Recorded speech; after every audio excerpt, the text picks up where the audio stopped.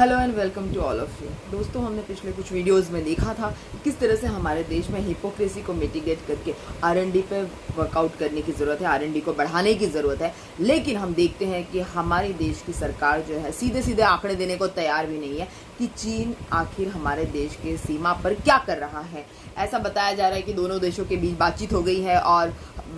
Chinese militants जो है, Chinese army जो चली गई है और ब्ला ब्ला ब्ला बहुत सारी चीज़ें बताने के लिए आ रही है। हमारे 21 सैनिक हमारे जवान जो है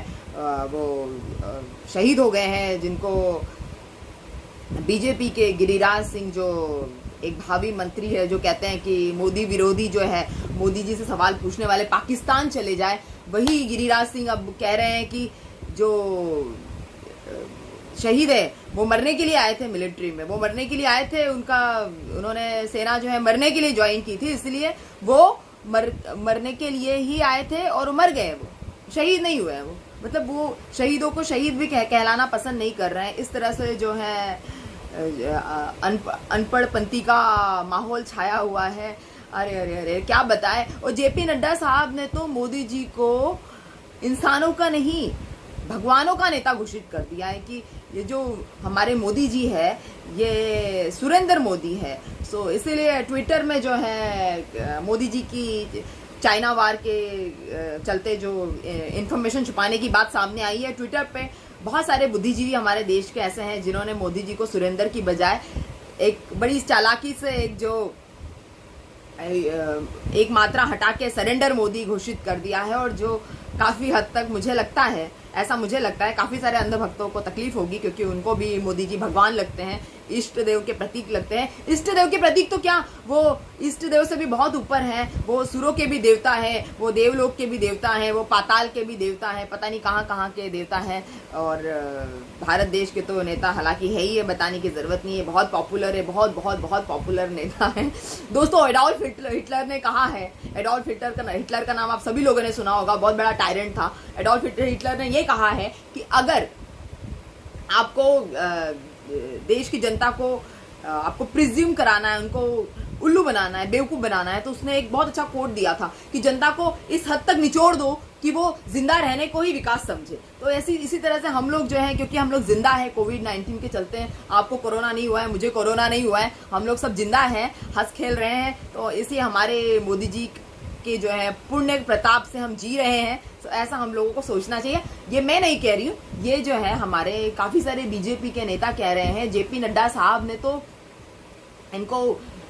इष्ट देव बता दिया, इनको भगवान बता दिया कि ये भगवान है, जो हमारे मोदी जी है वो भगवान बन गए हैं पूरी तरह से, उनको भगवान का दर्जा दे दिया है। जैसे आपके महादेव रहे होंगे, आपके गणेश जी रहे होंगे, उस तरह से अब आपको महादेव जी गणेश जी को भूल जाना है और आईटी सेल थोड़ी और मेहनत करेगी, थोड़ा और एडवर्टीजमेंट करेगी तो डेफिनेटली, और मेन स्ट्रीम मीडिया तो है ही मोदी जी के सपोर्ट में, और काफ़ी सारे इंडिपेंडेंट मीडिया को जो है बॉयकॉट कर दिया गया है। काफ़ी सारे इंडिपेंडेंट और डेयरिंगबाज ऑडेशियस मीडिया पत्रकारों को जो है भगा दिया गया है, बहुत सारे चैनल से उनको निकाल दिया गया है एक तरह से समझे तो, और कहा है कि जाके अपना यूट्यूब चैनल खोलिए और जो बोलना है वहां पर बोलिए, लेकिन ये आपको नहीं बोलना है, मोदी जी का फोटो नहीं देना है, आपको एंटी मोदी ब्लॉग नहीं लिखना है, आपको सवाल नहीं पूछने हैं, जो कि बहुत वाजिब है, जो कि बहुत जायज़ है। सवाल तो पूछे जाने चाहिए और पूछना भी चाहिए, क्योंकि सवाल नहीं पूछा जाएगा तो फिर विपक्ष और जनता का काम ही क्या है। और डेमोक्रेसी सिर्फ सरकार से नहीं चलती, विपक्ष से भी चलती है, जनता से भी चलती है, ये भी बात हमें ध्यान रखने की आवश्यकता है। तो एडोल्फ हिटलर की बात पे आते हैं कि क्योंकि हम जिंदा हैं तो हम जिंदा होने का जो है विकास समझ रहे हैं, जिंदा होने की बात को विकास समझ रहे हैं। और अगर सरकार का बस चलता तो सब लोगों को कोरोना हो जाता और सब लोग मर जाते। जिस तरह से सफूरा जरगर को, जो कि प्रेग्नेंट थी, उसको सिर्फ एक हाईवे जाम करने के लिए जेल में डाल दिया जाता है। इस तरह से जो है तानाशाही चल रही है, टायरेंट जो है हमारी सरकार बनी हुई है। लेकिन देवेंद्र सिंह जो कि आतंकवादियों को अपनी गाड़ी में बिठा के बाकायदा जो देश से बाहर लेकर जा रहे थे, उस तरह के सरकारी कर्मचारी के ऊपर पुलिस को इतना भी टाइम नहीं मिला 3 महीने में कि वो एक चार्जशीट बना ले कि इसका एक्चुअली चार्जशीट वो होती है जिसमें पुलिस लिखती है कि इसने क्या क्या कारण है, इसमें क्या क्या FIR में क्या क्या लिखा जा सकता है, किस किस तरह के आरोप इस व्यक्ति विशेष पे लगे हुए हैं। तो इस तरह की चार्जशीट बनाने का भी जो है पुलिस को टाइम नहीं मिला है। हालांकि मुद्दे पे लौटते हैं कि हमारी जो फिंगर 8 से लेके फिंगर 4 तक की जो हमारी जो है पूरी जगह है, जो मेरे ख्याल से चाइना वहाँ पे पहले से पेट्रोलिंग करता था पेंगोंग लेक के पास में फिंगर 8 से लेके फिंगर 4 तक। लेकिन अब ऐसा बताया जा रहा है कि चाइना आजकल पेट्रोलिंग नहीं कर रहा है, जबकि चाइना ने वहां पर अपने प्रॉपर बंकर बना लिए 40 किलोमीटर की जगह पे जो है वहाँ आगे जो 40 किलोमीटर की जगह में लेह लद्दाख में जो है मीडिया को या चरवाहों को चुमूर एरिया कहते हैं यहाँ पे, चरवाहा को मीडिया को 40 किलोमीटर में लेह लद्दाख में 40 किलोमीटर के एरिया में जो है जो जनता जो है वो मूव कर सकती है, मूव अराउंड कर सकती है। उनको जो है एक्चुअल ग्राउंड है, ग्राउंड रियलिटी से जो है अवगत नहीं कराया जा रहा है और देश की जनता को बिल्कुल अंधकार में रखा जा रहा है कि क्या चल रहा है। एक जो ग्राउंड लेवल रियलिटी जो है वो बहुत डिफरेंट है जो हमको मेन स्ट्रीम मीडिया से पता चल रही है। ऐसा सुनने में आ रहा है, ऐसे कर्नल सोनम वांगचुक जी ने भी बताया है कि जो ग्राउंड रियलिटी बहुत डिफरेंट है। हमारे 21 सैनिक मरने के बाद भी चाइनीज सेना वहां पर 10,000 सैनिकों के साथ में और आ गई है और 10,000 सैनिकों के साथ में आने के साथ साथ उसने वहां पे अपने बंकर और एक परमानेंट रेसिडेंस जो है वो बना लिया है। ऐसा बताया जाता है कि 1962 से गलती चली आ रही है, नेहरू जी ने ये कर दिया, फलाने ने गलती कर दी, ऐसा 71 में ये हो गया है, बहुत सारी गलतियां रही होंगी। लेकिन इस तरह से इतनी बड़ी गलती और इतनी बिल्कुल तैयारी के साथ में पहले चाइनीज सेना हमारे देश में कभी नहीं आई, जो हम सब लोगों को ध्यान देने की आवश्यकता है। जो रियलिटी है वो छुपाया जा रहा है। मोदी जी का तो ये भी मानना है कि कभी कोई चाइनीज सेना आई ही नहीं, जैसे मैंने आपको पहले वीडियो में बताया है, और किस तरह से चाइनीज सेना में संसद में उसको बड़ी चालाकी के साथ में बकायदा ट्रांसलेशन करके बताया गया है और दुनिया को दिखाया गया है कि देखिए मोदी जी खुद कह रहे हैं, इंडिया के PM जो है प्राइम मिनिस्टर खुद कह रहे हैं कि जब चाइनीज सेना गई ही नहीं, चाइनीज सेना ने किसी को मारा ही नहीं, सैनिकों के ऊपर डंडे बरपाए ही नहीं, तो फिर कहाँ हम किसी की जगह में घुसे हुए, जगह तो हमारी खुद की अपने आप ही हो गई है। ये बता रहे हैं PM मोदी खुद। तो ये इस तरह की जो चीजें सामने आ रही है। अभी तक तो ऐसा था कि 2004 से लेके 2014 तक बीजेपी जब सत्ता में नहीं थी, जब UPA सरकार सत्ता में थी, जब चीनी आक्रमण हुए तब जो है बीजेपी सरकार ने जो है बड़े बड़े मुद्दे उठाए हैं, चाहे वो गोवा की नेशनल एग्जीक्यूटिव असेंबली हो, चाहे वो राष्ट्रपति के पास 2014 में राष्ट्रपति के पास जाना हो। हालांकि राष्ट्रपति के पास मिलने के लिए गए थे लाल कृष्ण आडवाणी, सुषमा स्वराज, अरुण जेटली जी, सब लोग ये पूछने के लिए गए थे कि ग्राउंड रियलिटी क्या है और कैसे चाइनीज सेना का आक्रमण क्या है। मतलब उस समय जब ये लोग इस तरह के काम किया करते थे तो उसको देशद्रोह का मुद्दा नहीं बनाया जाता था। लेकिन अब जब हमारी कांग्रेस सरकार या हमारे जो विपक्ष में राहुल गांधी या सोनिया गांधी जी सवाल पूछ रहे हैं, तो उसको कहा जा रहा है कि आप सेना की शौर्य पे सवाल उठा रहे हैं, आप सेना का जो है मनोबल तोड़ रहे हैं। लेकिन ऐसी कोई बात नहीं, ऐसे सवाल दर्जनों बार पूछे गए हैं, पूछे जाएंगे और पूछे जाते रहने चाहिए, और सही भी है एक तरह से, ये वाजिब सवाल है। संबित पात्रा जी का तो यहाँ तक कहना है कि जो आप सेना से सवाल पूछ रहे हैं तो आपके ऊपर देशद्रोह का मुकदमा लगा दिया जाना चाहिए और डीएस्केलेशन की जरूरत आपको है राहुल गांधी जी, क्योंकि आप चुप नहीं बैठ सकते, आप बैठ के तमाशा नहीं देख सकते। आपको विपक्ष के नाते, विपक्ष के एक अध्यक्ष के नाते या विपक्ष के एक कोई भी प्रवक्ता के नाते आप लोगों को सिर्फ बैठ के तमाशा देखना चाहिए कि मोदी जी और दूसरे नेता मिलके क्या तमाशा कर रहे हैं, कितना झूठ जनता से बोल रहे हैं। हालांकि सिटिंग जनरल जो आर्मी के हैं और राजनाथ सिंह पहले ही कबूल कर चुके हैं टीवी पे कि हाँ चाइनीज सेना ने घुसपैठ की है। जब घुसपैठ की है तो फिर मोदी जी ने बैठक बुलाने के बाद में ऐसा क्या कर दिया है, ऐसा क्या हो गया है कि उनको बार बार झूठ पे झूठ बोलने की ज़रूरत पड़ रही है। इसके बारे में जो है समझ पाना मुश्किल है। ऐसा लगता है कि मोदी जी ने लेह लद्दाख को उठा के चीन को देने का फैसला कर लिया है और हमारे जवान सेना पे मरते रहेंगे तब तक मरते रहेंगे जब तक बिहार के इलेक्शन का अनाउंसमेंट ना लग जाए, तब तक शायद ये युद्ध चलते रहेगा। और मेरे ख्याल से जो है 40,000 स्क्वायर किलोमीटर का जो एरिया है वो चाइना ऑलरेडी अब ले चुका है और ये मेरे ख्याल से 8 किलोमीटर के आसपास की जगह है जहाँ से चाइना जो है बाहर निकलने का नाम नहीं ले रहा है और चाइना जो है वहीं बैठा हुआ है। लेह लद्दाख के लोगों से जहाँ तक बात की जा रही है तो वो कह रहे थे कि चुमूर में जहाँ पर जो है जमींदार जहाँ तक जाया करते थे और चरवाहे बहुत जो है वहाँ पे भेड़ बकरियां चलाने के लिए और गायें चराने के लिए, भेड़े चराने के लिए जाया करते थे, अब वो भी वहां नहीं जा पा रहे हैं। इसलिए नहीं जा पा रहे हैं क्योंकि वहां पे पिछले 5 सालों में चाइना ने काफी कुछ एरिया जो है अपने अंडर धीरे धीरे कर लिया है। और हमारे जो नेता है, बीजेपी के नेता, जो किसी जमाने में कहते थे कि बीजेपी को जो है विश्वास में लेने का संदर्भ है और बीजेपी जो है स्ट्रांग पार्टी है, सब कुछ जानने का अधिकार इस राजनीतिक पार्टी को है, बहुत बड़ी राजनीतिक पार्टी है बीजेपी, इस तरह की बातें, चालाकी और होशियारी की अजीब अजीब बातें जो 2004 से 2014 तक जो बीजेपी सरकार करती थी, वही बीजेपी सरकार जो है आज जो है कह रही है कि सेना के शौर्य पे सवाल उठाया जा रहा है, सैनिकों के मनोबल को तोड़ा जा रहा है, जबकि वो खुद शहीदों को शहीद मानने को तैयार नहीं है और शहीदों को कहते हैं कि ये मरने के लिए इनका जन्म हुआ है इसलिए ये लोग मर गए हैं। और मोदी जी तो यहाँ तक कि झूठ बोल रहे हैं कि कोई घुसा ही नहीं, किसी ने मारा ही नहीं और कुछ हुआ ही नहीं।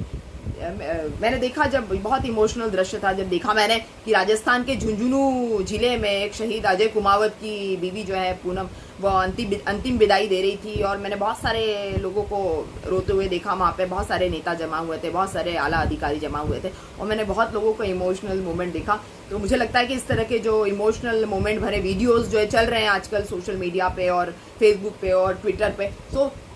ये सारे इमोशनल मोमेंट्स जो हैं वो टिकटॉक से फुर्सत मिल जाए बीजेपी सरकार को तो वो भी देखे और ये देखे कि क्या होता है जब किसी गरीब परिवार का, किसी वर्किंग क्लास परिवार का एक नौजवान लड़का जो है शहीद हो जाता है तो उस परिवार पे क्या बीतती है, उस परिवार की हालत क्या होती है। बहुत ही सेंसिटिव बात है दोस्तों, लेकिन मेरे ख्याल से अंधभक्तों को ये बात समझ में नहीं आएगी। अंधभक्त बोलना हालांकि एक बहुत ही बेकार बात है क्योंकि भक्त कैसे भी अंधभक्त हो, जैसे भी भक्त हो, एक ना एक दिन आंखें खुलती है, मगर इनकी आंखें मेरे ख्याल से कभी खुलने वाली नहीं है। खैर कोई बात नहीं। तो ये तो होगी हमारी चाइनीज सेना की जो है धुआंधार जो आक्रमण हो रहे हैं उनकी बात हो गई है। तो सवाल ये उठता है कि जब इस तरह की बात है और जब सोनिया गांधी जी को चीनी एजेंट बताया जा रहा है, जब सोनिया गांधी जी जब शी जिनपिंग से मिलने के लिए गई थी तो उनको चीनी एजेंट बताया जा रहा था, तो फिर चाइनीज कम्युनिस्ट पार्टी के बुलावे पे 2011 में नितिन गडकरी जी क्या करने गए थे? चीनी एजेंट बन के गए थे, हिंदुस्तानी एजेंट बन के गए थे, कौन से एजेंट बन के गए थे, ये भी जवाब जो है जरा बीजेपी सरकार दे दे तो फिर क्या बात है। तो अगर आप विपक्ष को अगर आप चीनी एजेंट बना देंगे तो आपके लोग जब सत्ता में थे भी नहीं, उस समय भी आपके लोग जो कम्युनिस्ट पार्टी के इनविटेशन पे दौड़ के वहां पर जा रहे थे तो वो क्या थे, फिर चीनी एजेंट थे, क्या थे। तो एक और चीज दोस्तों हम ये देखेंगे कि चाइना जो है, मैंने आपको जैसे समझाया था कि चाइनीज गवर्नमेंट जो है वो एक्सपोर्ट के लिए सपोर्ट करती है, दूसरे देश में जाके कंपनी खोलने के लिए सब्सिडी देती है, एक्सपोर्ट के लिए सब्सिडी देती है। तो क्या इस तरह से जो चाइना का डंपिंग वाला और करेंसी मैनिपुलेशन वाला और भी अलग तरीके से जो इंटरनेशनल मार्केट में जो ट्रेड वार चाइना की वजह से चल रहा है, तो इससे हम लोग कैसे मुक्ति पा सकते हैं? क्या हम लोग कोई इलाज नहीं कर सकते? हम लोग इलाज कर सकते हैं, लेकिन हम लोग अपने लेवल तक इलाज कर सकते हैं। हम ज़्यादा से ज़्यादा क्या कर सकते हैं? हम चाइनीज़ ऐप को बॉयकॉट कर सकते हैं। हमारे मोबाइल में जितने चाइनीज़ ऐप है धीरे धीरे हमने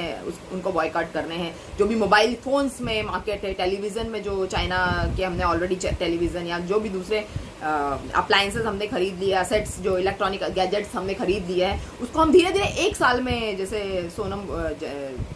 वांगचुक जी, कर्नल सोनम वांगचुक जी ने जो बताया है कि 1 साल हमें लगेगा, धीरे धीरे हम करके इसको पूरी तरह से जो है चाइना प्रोडक्ट्स को जो है बॉयकॉट कर देंगे। लेकिन अभी हाल फिलहाल जो करंट में जो सिनेरियो है, वो सिनेरियो ऐसा है कि हमें बहुत समझदारी से काम लेना होगा और चाइनीज आइटम्स पे हमको इंपोर्ट टैक्सेस या इंपोर्ट चार्जेस हमें बढ़ाने की जरूरत है, या इंपोर्ट चार्जेस हमें ज्यादा लगाने की जरूरत है। जैसे कि 2018 में डोनाल्ड ट्रंप साहब ने किया था। हालांकि उसका जो खामियाजा है वो यूएस की कंपनीज को भी चुकाना पड़ा, यूएस की कंपनीज को भी जो है बहुत सारा लॉस उठाना पड़ा। एक बैंक ऑफ फिनलैंड की रिपोर्ट के हिसाब से यूएस का मेरे ख्याल से मोर देन 2% का जीडीपी में लॉस हुआ है, जबकि चाइना का भी अराउंड 1% जीडीपी में लॉस हुआ है इस ट्रेड वॉर के चलते। चाइनीज जो सत्ताधारी जो शी जिनपिंग जो है, जो जिस समय अध्यक्ष हुआ करते थे कम्युनिस्ट पार्टी के, जो सोनिया गांधी से मिले हुए और एजेंट सोनिया गांधी के बनने की बात सामने आ रही है। अभी वो राष्ट्रपति है शी जिनपिंग, मैं आपको बता दूं। तो शी जिनपिंग साहब का ये मानना है कि चाइना जो है वो सुप्रीम पावर बन जाए और चाइना जो है पूरी दुनिया में रूल करे, और चाइनीज प्रोडक्ट जो है, क्योंकि ये लोग प्रोडक्ट बनाने में और इनका रिसर्च और डेवलपमेंट डिपार्टमेंट बहुत स्ट्रांग है और ये लोग कम लागत में प्रोडक्ट बना लेते हैं। हालांकि मैं आपको बता दूं कि जो एप्पल प्रोडक्ट हम लोग यूज करते हैं हमारे हिंदुस्तान में और भी पूरी दुनिया में बहुत पॉपुलर है, एप्पल के एप्पल फोन्स और एप्पल लैपटॉप्स, ये भी इनकी फैक्ट्री भी जो है, हालांकि यूएस का प्रोडक्ट है, मगर यूएस ने वो जो कम लागत के चलते, कम मजदूरों की कम खर्चों के चलते ये जो कंपनी है ये भी चाइना में ही लगाई हुई है। तो वो तो अपनी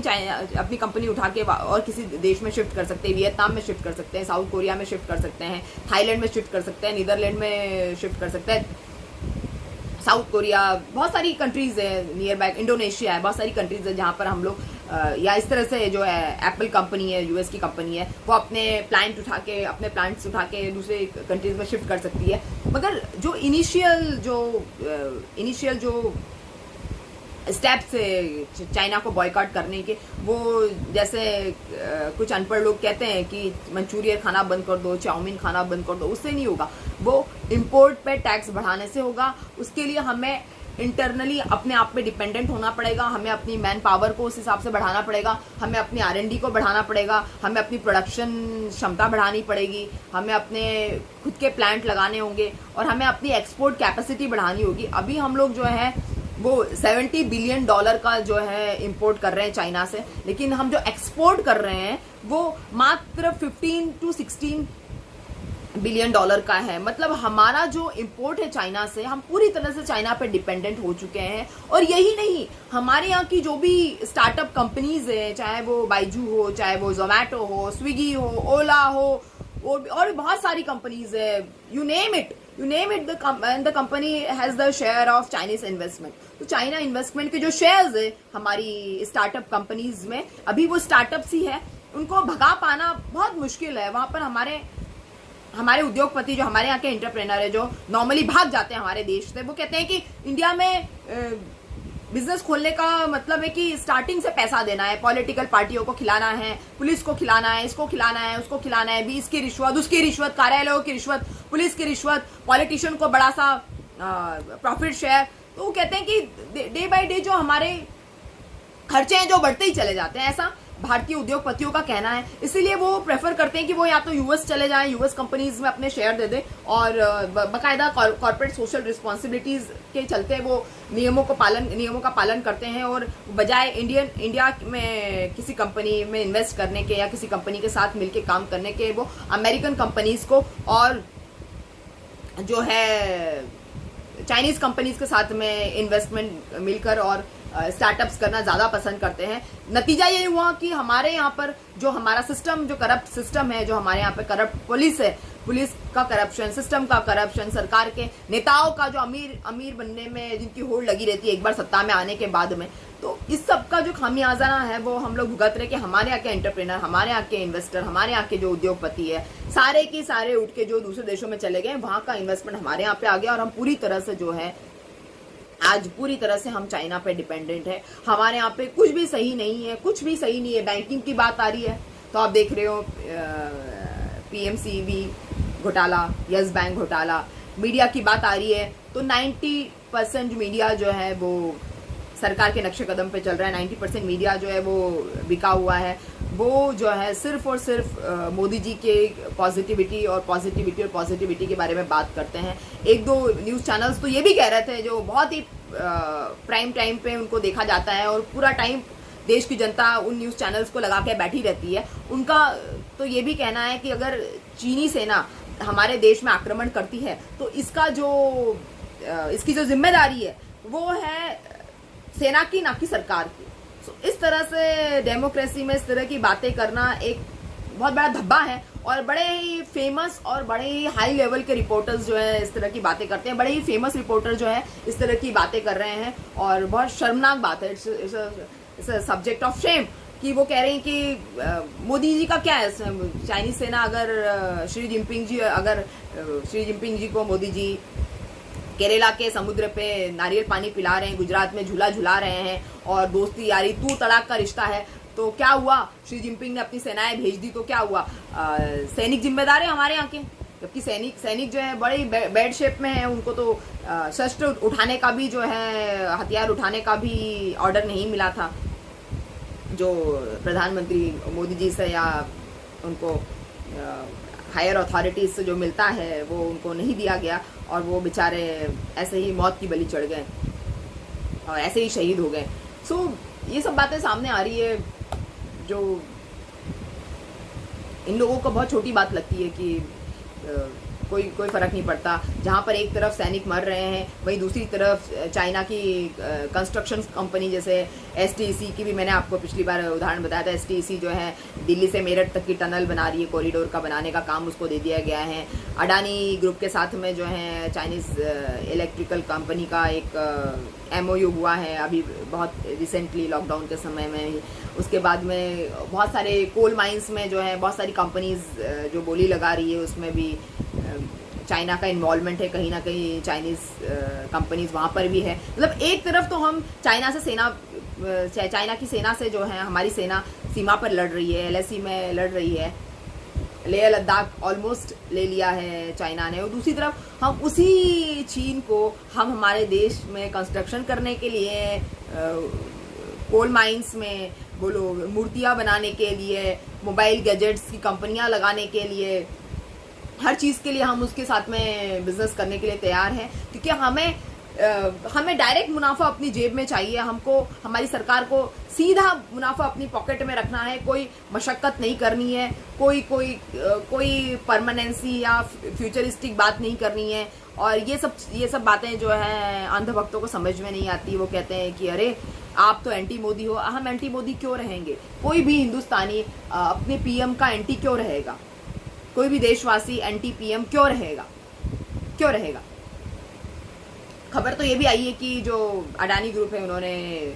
जो है फोर्स मेजोर क्लॉज का जो है उल्लंघन किया है। फोर्स मेजोर क्लॉज में ऐसा होता है कि अगर सरकार और किसी कंपनी के बीच में या किसी कंपनी का कोई कॉन्ट्रैक्ट है और कॉन्ट्रैक्ट में अगर आपको 10 साल के लिए वो कॉन्ट्रैक्ट दिया गया है तो आपको किसी भी एंड के एंड प्रकार आपको वो 10 साल का कॉन्ट्रैक्ट जो है आपको पूरा करना होता है। अब देखा गया है कि अडानी ग्रुप ने जो है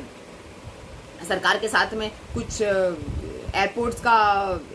अथॉरिटी ऑफ इंडिया के साथ में जो है कुछ एयरपोर्ट्स को लीज पे लिया था, जिसके लिए ऑलरेडी 150 करोड़ वो दे चुकी थी और भी बाकी की बकाया रकम देनी थी। लेकिन अब जो है बताते हैं कि अडानी ग्रुप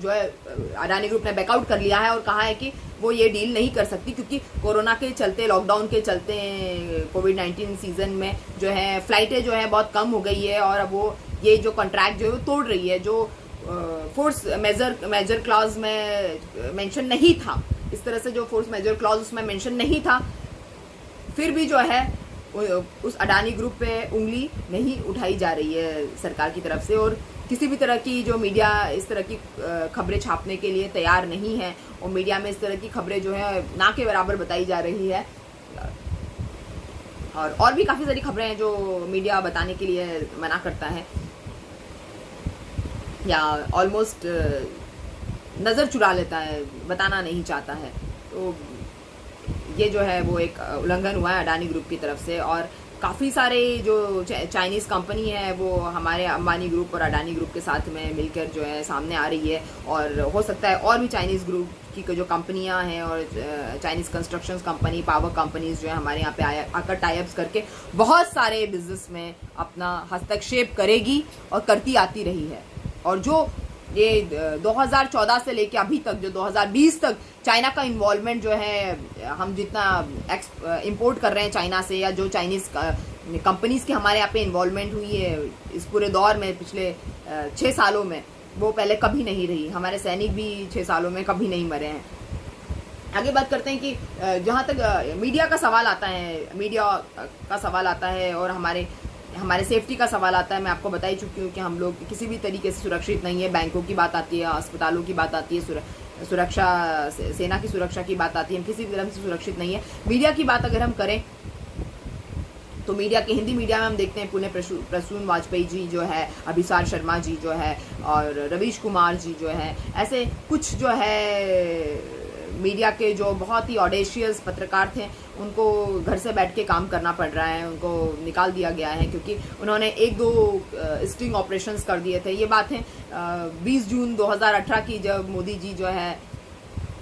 ऑनलाइन कॉन्फ्रेंस कर रहे थे और ऑनलाइन कॉन्फ्रेंस में उन्होंने छत्तीसगढ़ में कहीं पर एक गांव में किसी महिला से पूछा कि आपको जो कृषि में जो आपको सहायता दी गई है सरकार की तरफ से, तो आपकी आमदनी उससे दुगनी हुई है या नहीं। और उस लेडीज का नाम था, मुझे नाम याद नहीं आ रहा है, चंद्रमणि कौशिक करके उस लेडीज का नाम था। उस लेडीज ने कहा था कि हाँ, हमें